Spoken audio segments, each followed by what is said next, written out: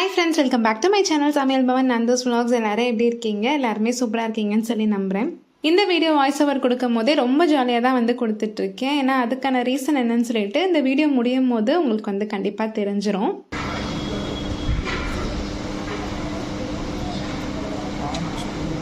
இந்த vlog ஃபுல்லாகவே வந்து சண்டே அன்னைக்கு தான் எடுத்தது. அன்றைக்கி வந்துட்டு காலையில் ஒரு 9 மணிக்கெலாம் வீட்டிலேருந்து கிளம்பிட்டோம். பிரேக்ஃபாஸ்ட் வந்து செஞ்சுட்டு கிளம்பணும் அப்படின்னா ரொம்ப லேட் ஆயிரும் அப்படின்னு சொல்லிட்டு கடையிலே வந்து சாப்பிட்டுட்டு அப்படியே ஃபஸ்ட்டு ஜிஆர்டிக்கு தான் போயிருந்தோம்.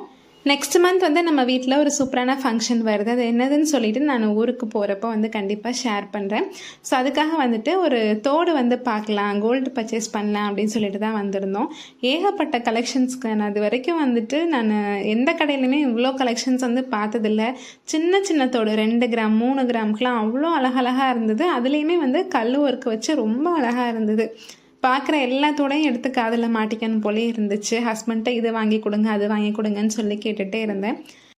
கல் வச்ச நகையெல்லாம் வாங்கும் போது நமக்கு அதோட வேஸ்டேஜ் வந்து பார்த்திங்கன்னா ரொம்பவே ஜாஸ்தியாக இருக்கும். அதே மாதிரி கல்லோட எடையுமே வந்து கோல்டோட எடையோட தான் சேர்த்து போடுவாங்க. ஸோ அது வந்து பார்த்திங்கன்னா நமக்கு அந்த அளவுக்கு வேல்யூபிள்னு சொல்ல முடியாது. பட் இருந்தாலும் எல்லாத்தையுமே வந்து கொஞ்சம் நேரம் காதில் மாட்டி மாட்டி பார்த்துட்டு இருந்தேன். இந்த ஜிமிக்கி வந்துட்டு ஒரு ஜிமிக்கியே வந்துட்டு 1.5 பவுன் இருக்கும் போல இருக்குது. செம்ம வெயிட்டாக இருந்தது காதில். ஃபைனலாக ஒரே ஒரு தோடு மட்டும் வாங்கியிருந்தேன். அது வந்து எனக்கு கிடையாது, ஆக்சுவலாக நம்ம ஃபங்க்ஷன் இருக்குதுன்னு சொன்னேன் இல்லையா, ஸோ அதுக்கு வந்து ப்ரெசென்ட் பண்ணுறதுக்காக. இந்த தோடு வந்து எதுன்னு சொல்லிட்டு நான் அந்த வீடியோவில் வந்து காட்டலை, இல்லைன்னா சர்ப்ரைஸாக இருக்காது இல்லையா. ஸோ அதனால் கொஞ்சம் தூரம் தள்ளி போனால் போத்தீஸ் இருந்தது. சரின்னு சொல்லிட்டு அங்கேயும் போய் கொஞ்சம் ஃபங்க்ஷனுக்கு ட்ரெஸ்ஸு அப்புறம் ஒரு சில திங்ஸ்லாம் பார்க்கலாமே அப்படின்னு சொல்லிட்டு தான் போயிருந்தேன். நான் முந்தியெல்லாம் வந்து எப்போ வெளியே போனாலும் ஏதாச்சும் ஒன்று பிறக்கிட்டே இருப்பேன். பட் இப்போல்லாம் வந்துட்டு இது வாங்கினா நமக்கு வைக்க இடம் இருக்காது அப்படி இப்படின்னு சொல்லிட்டு ரொம்ப லிமிட்டடாக தான் வந்து வாங்குறேன். ஒரு பொருள் வாங்குறதுக்கு முன்னாடி 1000 தடவை யோசிக்கிறேன். ஏன்னா அதை நம்ம வாங்கி வாங்கி வைக்கிறோமே தவிர அதை திரும்ப திரும்ப நம்ம யூஸ் பண்ணுறதில்ல. அந்த மாதிரி யூஸ் பண்ணாத திங்ஸ் வந்து வீட்டில் நிறையா இருக்குது. பையனோட ட்ரெஸ் வந்து சூஸ் பண்ணுறது எல்லாமே வந்து பார்த்திங்கன்னா என் ஹஸ்பண்ட் தான். ஏன்னா நான் வந்துட்டு கொஞ்சம் இந்த பளிச்சுன்னு இருக்க கலர் இருக்கும் இல்லையா, ஆரஞ்சு அப்புறம் பிங்க், இந்த மாதிரி தான் வந்து சூஸ் பண்ணுவேன். அது வந்து பையனுக்கும் பிடிக்கல, ஹஸ்பண்டுக்குமே வந்து வேணான்னு தான் சொல்லுவாங்க.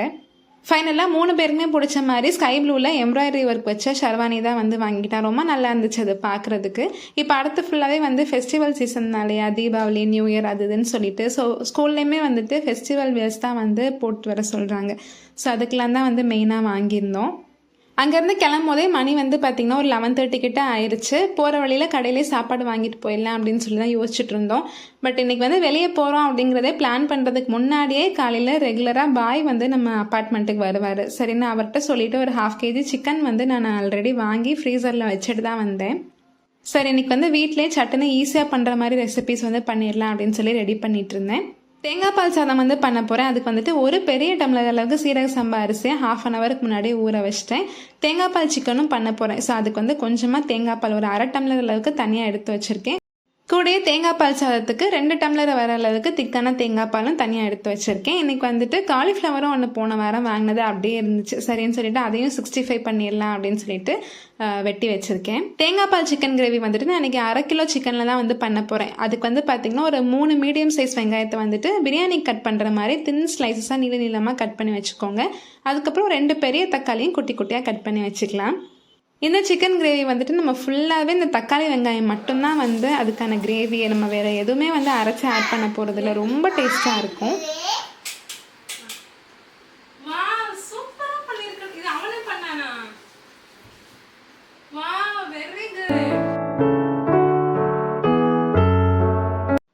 இந்த மாதிரி வீக்கெண்ட்ஸில் வந்து பார்த்திங்கன்னா ஏதாச்சும் ஒன்று பையனுக்கு புதுசாக வந்து கற்றுக் கொடுப்போம். அது ஆல்ரெடி அவன்கிட்ட தெரிஞ்ச விஷயமா தான் இருக்கும். பட் இருந்தாலும் அதை எப்படி வந்து பர்ஃபெக்டாக பண்ணணும் அப்படின்னு சொல்லி கொடுப்போம். இந்த தடவை வந்துட்டு அவங்க அப்பா தான் உட்காந்து சொல்லி கொடுத்துட்டு இருந்தாங்க.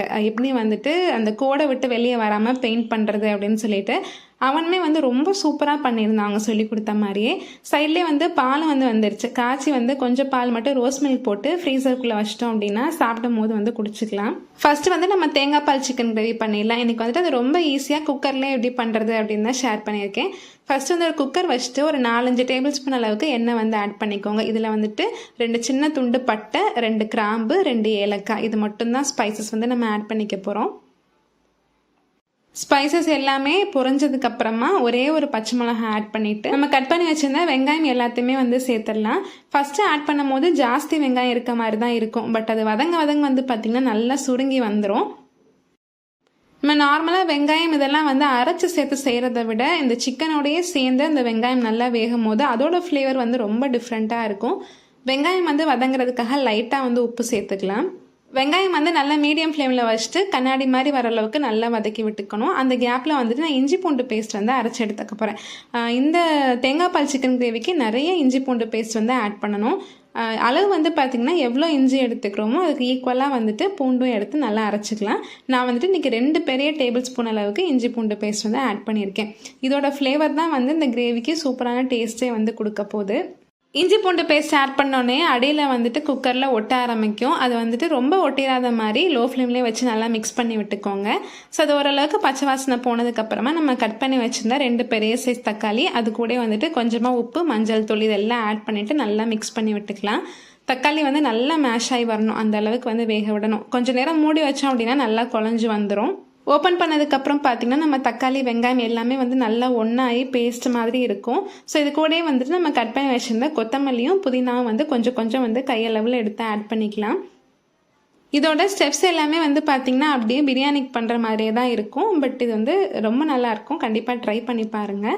அதுக்கப்புறம் நம்ம கழுவி எடுத்து வச்சுருந்த சிக்கனை வந்து ஆட் பண்ணிவிட்டு நல்லா லோ ஃப்ளேமில் வச்சுட்டு கொஞ்சம் நேரம் அப்படியே விட்டுறலாம். அது ஒரு 5 நிமிஷம் போல் இருக்கட்டும். அந்த கேப்பில் வந்துட்டு நம்ம இந்த தேங்காய் பால் சாதம் வந்து ரெடி பண்ணிடலாம்.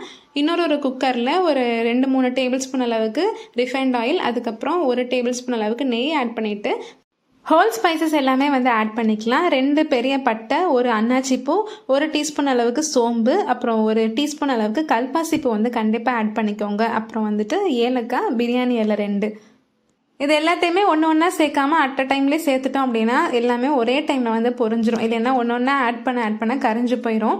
இந்த தேங்காய் பால் சாதத்துக்கு காரமே வந்து பார்த்திங்கன்னா பச்சை மிளகா தான். அதனால் 3 பச்சை மிளகா ஆட் பண்ணிவிட்டு புதினா கொத்தமல்லி ஆட் பண்ணியிருக்கேன். 1 டீஸ்பூன் அளவுக்கு இஞ்சி பூண்டு பேஸ்ட் மட்டும் ஆட் பண்ணிவிட்டு நல்லா மிக்ஸ் பண்ணிக்கலாம்.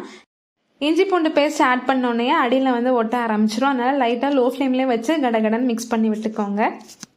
பச்சை வாசனை லைட்டாக போனதுக்கப்புறமா தேங்காய் பால் வந்து 2 டம்ளர் அளவுக்கு நான் அன்றைக்கி சேர்த்துக்க போகிறேன். நான் வந்துட்டு 1 பெரிய டம்ளர் அளவுக்கு அரிசி எடுத்திருந்தேன் இல்லையா, ஸோ 2 பெரிய டம்ளர் அளவுக்கு தேங்காய் பால் வந்து சேர்த்துட்டு நான் அன்றைக்கி ஓப்பன் பாட்டில் தான் வந்து குக் பண்ண போகிறேன்.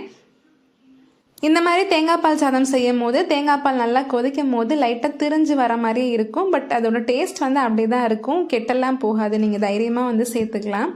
உப்பு ஆட் பண்ணிவிட்டு தேங்காய் பால் வந்து டேஸ்ட் பண்ணி பார்த்துக்கோங்க. லைட்டாக வந்து முன்னே நிற்கணும். அதுக்கப்புறம் நம்ம அரிசி வந்து ஆட் பண்ணிவிட்டு மூடி வச்சிடலாம் நல்லா ஒரு மீடியம் ஃப்ளேமில் வச்சுட்டு.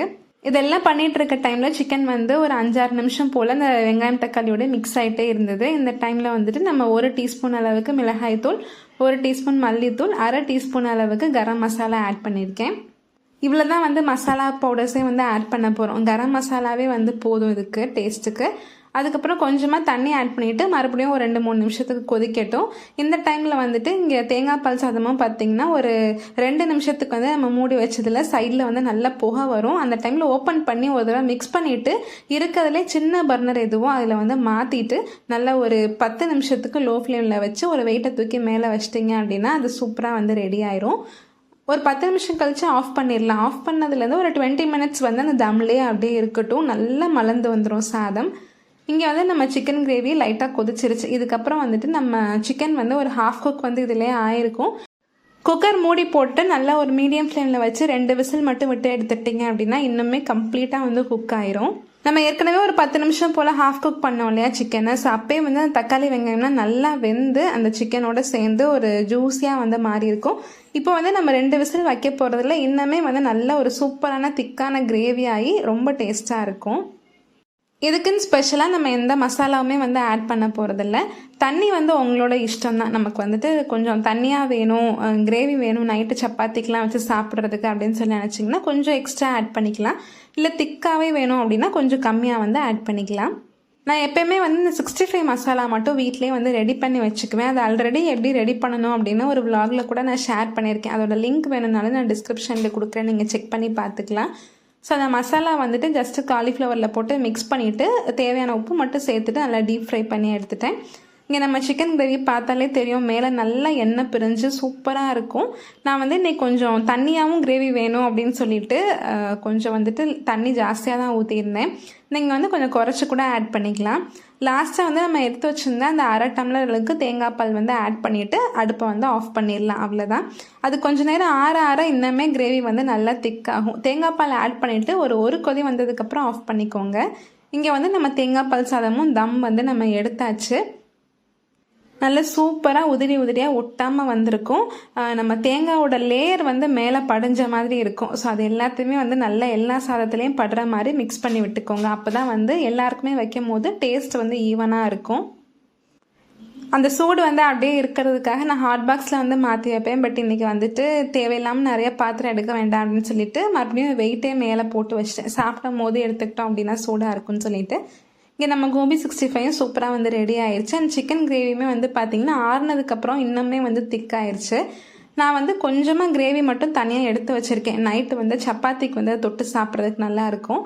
நல்ல வயிறு முட்டை சாப்பிட்டு முடிச்சுட்டு அப்படியே டிவி பார்த்துட்டே ஒரு குட்டி தூக்கமும் போட்டு எழுந்திரிச்சாச்சு. எல்லாமே தேங்காய் பாலில் செஞ்சதுங்கிறனால கொஞ்சம் ஹெவியாகவே தான் இருந்தது. ஈவினிங் போல் எழுந்திரிச்சு சூடாக டீ போட்டு குடித்ததுக்கப்புறமா இன்றைக்கி வாங்கிட்டு வந்த திங்ஸ் எல்லாம் வந்து உங்கள்கிட்டையும் ஷேர் பண்ணிவிட்டு அதுக்கப்புறம் எடுத்து வச்சிடலாம் அப்படின்னு சொல்லிட்டு எல்லாத்தையுமே எடுத்து வச்சிட்டு இருந்தேன்.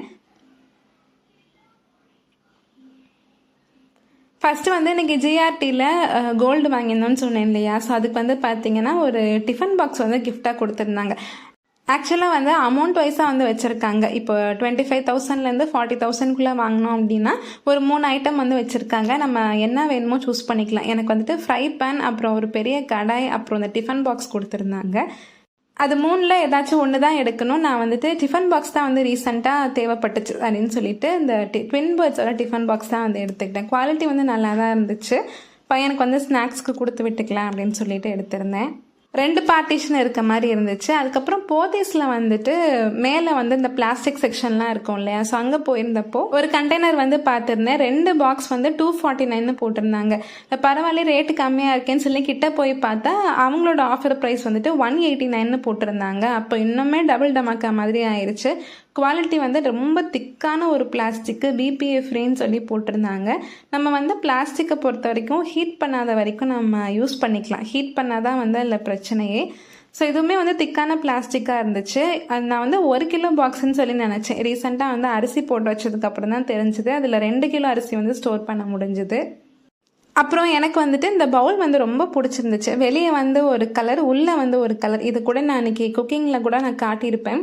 இதிலே வந்துட்டு நிறைய கலர்ஸ் இருந்தது, எல்லோ, ப்ளூ அப்படின்னு சொல்லிட்டு. இது ஒரு பவுலோட ப்ரைஸ் வந்து 220 rupees.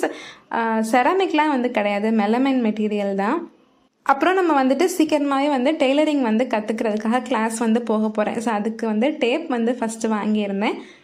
நான் வந்து வீடியோ ஸ்டார்ட் பண்ண போதே ஒரு ஹாப்பியான விஷயம் இருக்குதுன்னு சொன்னேன் இல்லையா? ஸோ அது என்னென்னு பார்த்தீங்கன்னா, இந்த வீக்கெண்ட் வந்து ஒரு ட்ரிப் வந்து போக போகிறோம்.